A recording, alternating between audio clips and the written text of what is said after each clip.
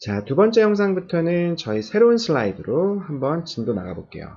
자, 그래서 제일 처음에 다룰 거는 이제 우리가 단기에서 생산 비용 얘기했죠. 그걸 이제 장기랑 비교하는 건데요. 아까 얘기한 것처럼 단기랑 장기랑 가장 큰 차이점은 장기에서는요, 자본과 그 다음에 노동 둘 다 이제 컨트롤이 가능하다는 거예요. 그래서 우리가 단기랑 장기를 구분하기 위해서 단기 비용 곡선에다가는 다 앞에 S를 하나 붙여줄게요. 그래서 원래 총 비용은 총 고정 비용에다가 그 다음에 가변 비용. 자, 이거 두 개를 더한 건데 앞에다가 S 하나씩 더 붙여줘가지고 이렇게 되죠. 그 다음에 장기는 이제 앞에 전부 다 L을 붙여줄게요. 그래서 LTFC 그 다음에 LTVC요. 장기 총 가변 비용이요. 자, 근데 단기에서는 고정 비용과 가변 비용을 이렇게 나눌 수 있었죠. 왜냐하면은 자본이 정확하게 이렇게 고정되어 있는 상태이기 때문에요. 그래서 사람을 몇 명 고용할 건지 LC만 변화시킬 수가 있었어요. 근데 이제 장기에서는요, 둘 다 변화 가능하죠. 그 말은 결국 고정 비용이 없어요. 모든 게 다 가변 비용에 다 흡수돼요. 그래서 써주면은 WLC 그 다음에 VKC 자본도 원하는 산출량에 따라서 이제 탄력적으로 이제 움직일 수 있다는 거죠. 어드저스터블 가능해요. 자, 그래서 자, 요 차이점을 갖고 우리가 일단 평균 비용을 한번 비교해 보면요. 자, 그래서 평균 비용은 아까 전에 장기 총 비용을요, Q로 나눠준 거죠. 그래서 만약에 장기적으로 100개 생산하고 싶다, 그러면 장기 평균 비용이 나타내는 거는 유닛 하나당 100개 중에 하나당 하나씩요. 평균적으로 얼마만큼 비용이 들었는지, 자, 그걸 측정해 주는 게 장기 평균 비용인데요. 자, 이거의 카운터파트인 단기 평균 비용과 서로 어떠한 관련이 있는지 우리가 한번 생각해 보면요. 자, 그러면 이걸 가장 쉽게 이해하기 위해서 여기서 우리가 가정을 하나 하는데요. 장기적으로 세 가지 자본 중에 하나를 선택할 수 있다고 한번 가정해 볼게요. 자, 일단 자본을 선택한다는 건 기본적으로 공장의 규모를 선택한다고 우리가 가장 쉽게 생각할 수가 있죠. 자, 그래서 세 가지 시설 규모 중에 하나를 선택할 수 있다고 하고, 그게 이제 K1, K2, K3 이렇게 나와 있다고 하고요. 각각 규모가 K1으로 박혀 있을 때, K2로 고정되어 있을 때, K3로 고정되어 있을 때, 그거에 상응하는 평균 비용을 우리가 SAC1부터 SAC3까지 부를게요. 자, 그러면은 우리가 시설 규모가 딱 고정되어 있을 때 단기 평균 비용을 이렇게 그려줄 수 있는 거죠. 아까 얘기한 것처럼 이렇게 U 모양을 가졌는데요. 그래서 K1으로 딱 픽스 되어 있을 때, K2로 픽스 되어 있을 때, K3로 픽스 되어 있을 때 각각 이렇게 나와 있는 거죠. 그럼 여기서 지금 만약에 기업이 장기적으로 원하는 산출량이요. 지금 여기를 Q1이라고 할게요. 그래서 Q1보다 낮은, 예를 들어서 이런 점이요. 이런 점을 지금 장기적으로 지금 생산하고 싶어 해요. 그럼 Q1보다 낮은 산출량에 대해서는 SAC1이 가장 낮다는 거 우리가 확인할 수 있죠. 그래서 이럴 경우에는 이제 자본량을 어떻게 정하냐면은 K1으로 정하겠죠. 그래서 장기 평균 비용 곡선은 Q가 Q1보다 낮을 때는요, SAC1이랑 정확하게 일치하고요. 그 다음에 장기적으로 원하는 평균 산출량이 지금 이렇게 Q1과 Q2 사이에 있다. 예를 들어서 Q바다. 그럴 경우에는 SAC2, 이 범위 안에서는 K를 K2로 선정하는 게 제일 좋은 거죠. 두 번째 시설 규모를 선택하는 게 가장 평균 비용을 낮춰주는 그런 자본량이죠. 그 다음에 만약에 산출량이 장기적으로 원하는 산출량이 Q2보다 더 높다. 그럴 경우에는 자본을 K3로 선택하는 게 가장 평균 비용을 낮춰주는 효율적인 그런 시설 규모죠. 자, 그래서 이럴 때는 장기 평균 비용 곡선이 SAC3를 따라가게 돼요. 자, 그래서 여기서 보면은요, 이렇게 시설 규모가 3개일 때, 각각의 시설 규모가 고정되어 있을 때 평균 비용 곡선을 그려주면은 우리가 장기 평균 비용 곡선을 구할 수가 있는데요. 그거는 제일 밑에 있는 걸 이렇게 연결한 자, 이런 모양이 되는 거죠. 자, 이건 지금 세 가지 시설 규모 중에서 하나를 선택한 거예요. 만약에 무수히 많은 시설 규모에서 하나 선택이 가능하다고 하면요. 그때는 우리가 그 각각의 K가 고정되어 있는 상태에서 평균 비용 곡선을 수없이 많이 그려줄 수 있는 거죠. 그럴 때 이제 장기 평균 비용 곡선은 어떻게 되냐면은 자, 그거를 제일 밑에서 이렇게 감싸는 그러니까는 단기 평균 비용 곡선들을 아래로 이렇게 감싸는 포락선이 돼요. 우리가 이런 걸 보통 이제 아래로 감싼다 해가지고 포락선, 영어로는 envelope curve라고 얘기하거든요.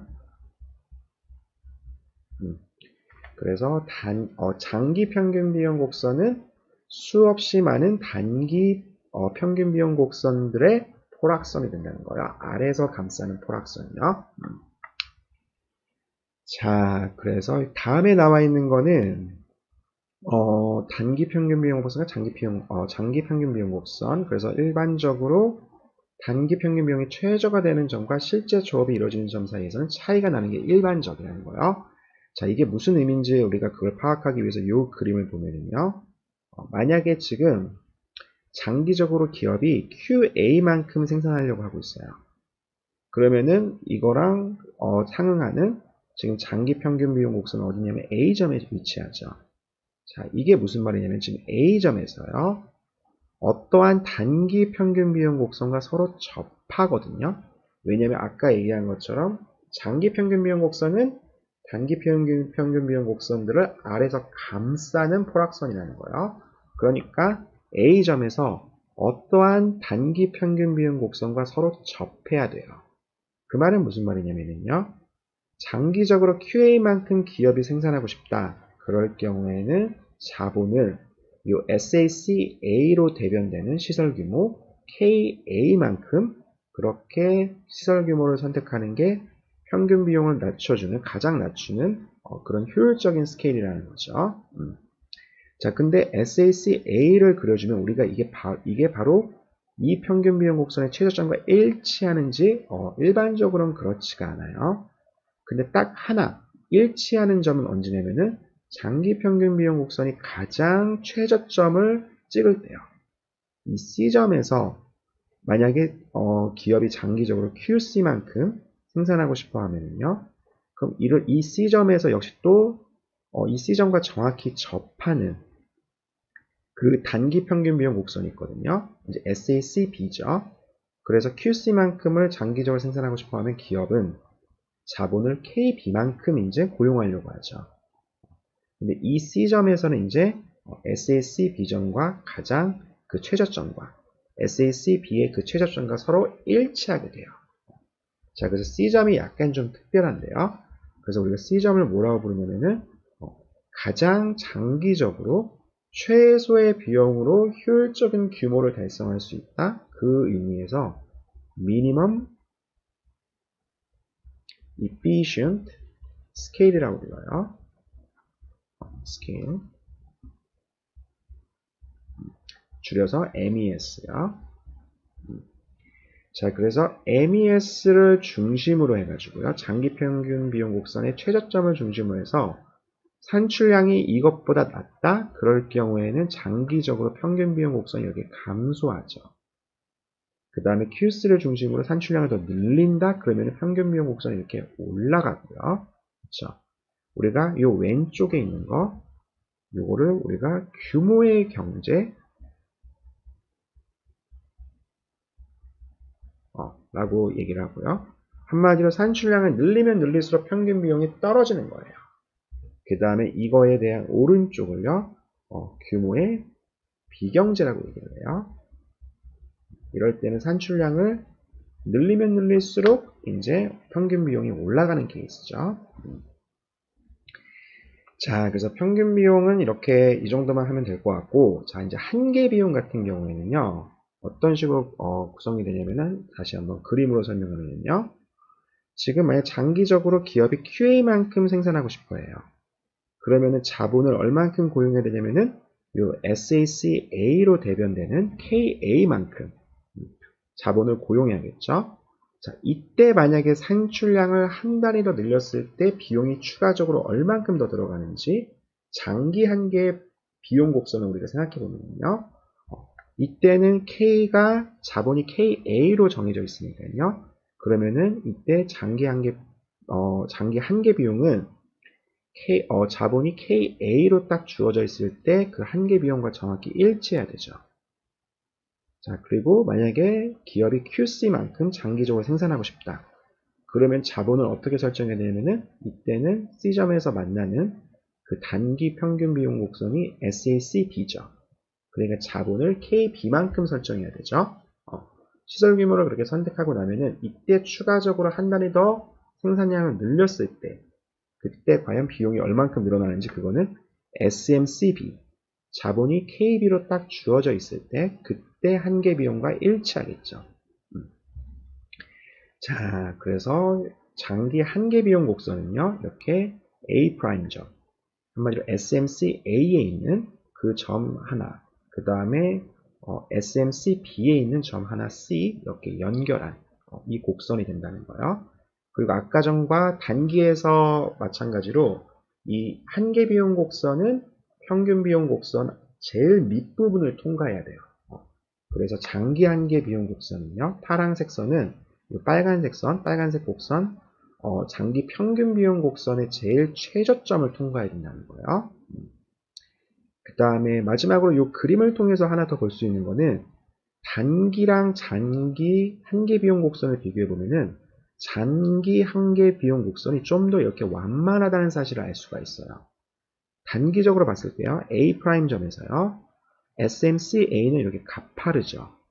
근데 LMC는 이렇게 완만해요. 마찬가지로 C점에서요. 이 C점을 통과하는 단기 한계 비용 곡선 SMCB는요. 장기 한계 비용 곡선보다 좀 더 가파라요. 거기에 대해서 우리가 좀 직관적인 이유를 한번 생각해 보면요. 단기에서는 산출량을 늘린다 하더라도요. 그 산출량을 늘리기 위해서는 그만큼 투입 요소가 한마디로 단기에서는 자본이 고정돼 있으니까요. 사람을 많이 고용해야 돼요. 그러니까 지금 사람이 더 싼지 자본이 더 싼지 이걸 고려해 줄 그런 여유가 없어요. 단기에서는. 산출량을 좀 늘려야 된다? 그럼 무조건 사람을 더 많이 고용해야 되는 거죠. 하지만 장기에서는요. 장기에서는 그럼 뭐가 더 싸지? 만약에 여기서 우리가 QC에서 좀 더 산출량을 늘리고 싶을 때 그럼 그럴 땐 좀 더 플렉서블하게 좀 더 유연하게 자본과 그 다음에 사람 중에 더 싼 거 그걸 선택하게 되겠죠. 그러니까 추가적으로 들어가는 비용이 이렇게 단기적으로 봤을 때 단기랑 비교했을 때요. 장기적으로 좀 더 낮은 거예요. 자, 이거를 우리가 화학에서 가지고 와가지고 화학에서 이런 원칙이 하나 있어요. 레이 샤틀리의 프린시플 그래가지고 그 프랑스 화학자 앙리 레이 샤틀리의 제가 이제 이게 불어로는 어떻게 발음하는지 정확히 모르겠네요. 영어로는 레이 샤틀리라고 얘기하거든요. 이런 사람이 이제 화학 쪽에서 얘기한 원칙이 있어요. 그 원칙이 제가 화학 지식은 되게 좀 얄팍한데요. 제가 기억하고 있는 건 뭐냐면은 만약에 사람이 찬 물에 들어가요. 그러면은 사람의 체온이 처음에는 되게 급격하게 떨어지거든요. 그러다가 이제 시간이 지나면은 역시 떨어지긴 떨어지지만 되게 천천히 속도가 예전만큼 그렇게 가파르진 않아요. 그 이유는 우리 몸에서 이제 바깥의 온도가 되게 차가우니까요. 반응이 이런지 생기는 거거든요. 장기적으로 봐서 시간이 좀 지나고 나서는요. 그래서 몸을 이제 따갑게 달구는 그런 반응이 반대로 작용하는 반응이 생겨나다 보니까 이렇게 몸의 체온 변화가 처음에 비해서는요. 이렇게 완만하게 감소하는 거예요. 자, 이게 경제학적으로 역시 또 넘어와가지고 유명한 경제학자인 이제 폴 사뮤엘슨이 이제 경제학 쪽에서 또 얘기한 게 있거든요. 자, 1947년도죠. 폴 사뮤엘슨이 이제 얘기한 게 있는 게 바로 이제 단기랑 장기랑 우리가 예를 들어서 임금이 변화했을 때 단기에서 사람을 얼만큼 고용하는지 이 고용량의 변화요. 그 다음에 장기에서 기업이 사람을 얼만큼 고용하는지 그 고용량의 변화를 비교해 보면은 장기에서 그 고용량의 변화가 더 크다는 거예요. 그러니까 이게 어떻게 보면 탄력성의 개념이죠. 기업 입장에서는 사람을 수요하는데요. 사람을 고용한 다음에 이제 임금을 이제 지불하죠. 만약 그 임금이 상승했어요. 그럴 경우에 단기에서는요, 자본을 바꿀 수가 없어요. 그러니까 만약 임금이 상승했다 하더라도 지금 주어진 quantity, 만약에 한 달에 100개만큼 생산을 해야 돼요. 그러면 그걸 줄일 수 있는 게 많지가 않다는 거죠. 단기적으로 봤을 때는요. 하지만 장기적으로 봤을 때 여전히 100개씩 생산하고 싶어요. 근데 임금이 올랐네요. 그럴 경우에는 사람을 확 줄여버리고 대신에 자본을 이제 우리가 늘릴 수가 있는 거죠. 그러니까 장기에서 이렇게 요소 가격에 대한 요소 수요의 탄력성이 단기에서보다 더 크다는 거예요. 자, 이게 바로 그 화학에서 나오는 레이 샤틀리 프린시플이 경제학에 응용된 케이스예요. 자, 그래서 결국에 이렇게 장기 한계 비용 곡선이 단기 한계 비용 곡선보다 좀 더 이렇게 완만하다는 거예요. 자, 두 번째 영상 여기까지 할게요.